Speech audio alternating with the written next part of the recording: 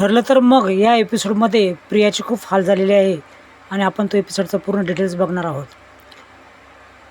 अर्जुन आणि सायली घराबाहेर पडायला तयार होतात, पण त्याच वेळेस कल्पना आणि प्रताप बोलतात की बाहेर जायचं नाही, तुम्हाला एकदा सांगितलेलं समजत नाही का. आता दोघेही हतबल असतात, ते बाहेर पडू शकत नाही. ते इमिजिएटली दोघींना फोन लावतात. दोघी फोनवर बोलताना स्टार्टिंगला अर्जुनचं कौतुक करतात की अर्जुन सुटला. त्याच वेळेस ही द्विधा मनस्थितीमध्ये अडकलेली सायली बोलते की तुला मला एक काम सांगायचं आहे. प्रियाचे अफेअरचे जी लिस्ट आणि पुरावे त्या सँडीकडे आहेत, त्या सँडीनी लोकेशन पाठवलं आहे, पण आम्हाला घराच्या बाहेर पडता येत नाही. तुम्हाला काही करून ते लोकेशन पाठवते, त्या लोकेशनला जायचं आहे आणि सँडीकडून ते सगळे डॉक्युमेंट्स कलेक्ट करायचे आहे, पुरावे कलेक्ट करायचे आहे. ते काम आम्ही चुकीने करू असंही बोलते. आता दोघींनाही लोकेशन पाठवलं जातं आणि अर्जुन आणि सायली थोडं निवांत होतात, कारण त्यांना बाहेर तर पडता येत नसतं, पण डॉक्युमेंट तर आपल्यापर्यंत पोहोचणार असतात. सँडी ठरलेल्या लोकेशनवर आलेला असतो. त्या लोकेशनवर प्रिया आधीच पोचलेली असते. ती प्रिया त्याला बघते आणि त्याला पकडायला धावते.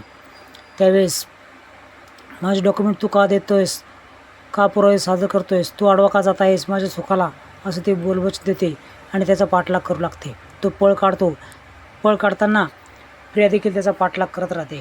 तेवढ्यात ईश्वरी बघते आणि ईश्वरी काही करून त्याला वाचवणार, त्याचे डॉक्युमेंट घेणार यासाठी ती देखील पळते. अक्षरशः ती त्यांच्या पुढे जाऊन अगदी गार्डनवरून पळून तिच्या स्कूटीपर्यंत पोहोचते. तशी ती पोहोचल्यावर गाडी चालू करते आणि तो सँडी तिच्या गाडीवर बसतो.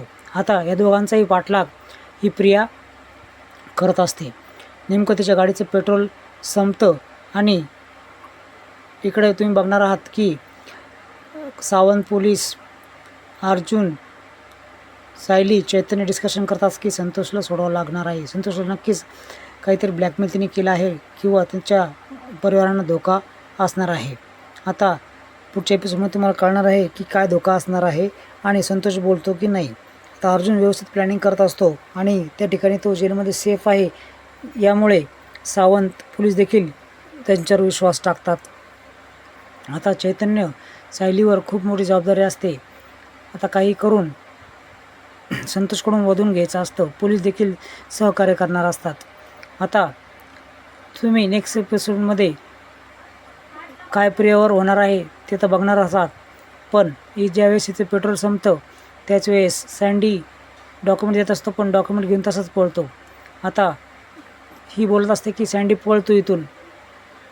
तिचा पाठलाग पुन्हा ही करते आणि तू प्रेग्नेंट आहे, तू काळजी घे असे ईश्वरी तिला बोलते. सँडीचा पाठलाग करता करता ती तिचे डॉक्युमेंटचे लिफाफे जे आहेत ते हातातून हिसकून घेते. सँडी बोलतो तुझं मी बघून घेईल आणि मला परत आडो जायचं नाही, माझ्याशी गाठ आहे असं ही धमकी त्याला देते.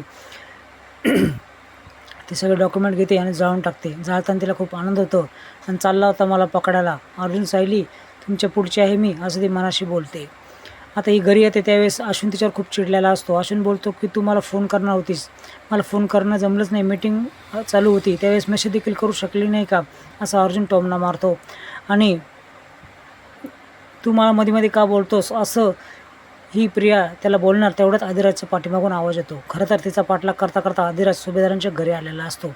आता सुभेदारांच्या घरी हा आला म्हणल्यावर ही तर खूप घाबरते, हिला घाम फुटतो. आता काय करावं काही कळत नाही. आता प्रिया म्हटल्यानंतर तो डायरेक्ट आतमध्ये येतो आणि हा कोण आहे असं प्रताप विचारतो. त्यावेळेस ती खोटनाटा सांगते की हे सरदेसाई आहे आणि त्यांच्या कंपनीकडे मी जॉब करते.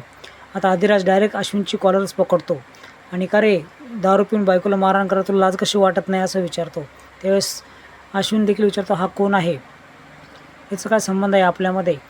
त्याच वेळेस अश्विन खूप चिडतो आणि हे काय चाललं आहे हे कुणालाच काही कळत नसतं. अस्मिता त्या ठिकाणी असते, कल्पना असते. त्यावेळेस आदिराज बोलतो तू याला घटस्फोट देऊन माझ्याशी लग्न करणार होतीस ना, काय झालं त्याचं, आणि मी तुझ्या घरी आलो तर राग का आला. त्यावेळेस सायलीमध्येच बोलते की सर्व मी सांगते, सरदेसाई आहे आणि हे कंपनीचे मालक आहे हे एक मात्र खरं आहे, बाकी सर्व खोटं आहे. त्यावेळेस सायली तू काय मध्ये बोलू नकोस असं ही प्रिया बोलते आणि प्रियाला धडा शिकवण्यासाठी सायली डायरेक्ट सांगते की हा हिचा एक्स बॉयफ्रेंड आहे आणि अजून एक एक्स बॉयफ्रेंड बाहेर आला आहे. ती सँडीला हाका मारते आणि सँडी आतमध्ये येतो. सँडी सरळ बोलतो की मी एक्स बॉयफ्रेंड आहे, माझ्यासारखे हिच्याकडे भरपूर बॉयफ्रेंड आहेत आणि त्यांच्याकडून पैसे उकळायचा धंदा आहे. त्यावेळेस अर्जुन देखील बोलतो आणि ही बोलते की तुझ्याकडे काय प्रूफ असेल तर बोल. त्यावेळेस अधिराज सांगतो की हिने माझ्याकडून खूप पैसे देखील उकळले आहेत. आणि अश्विन बोलतो हे खरं आहे का, तू मला घटस्फोट देणार आहेस का.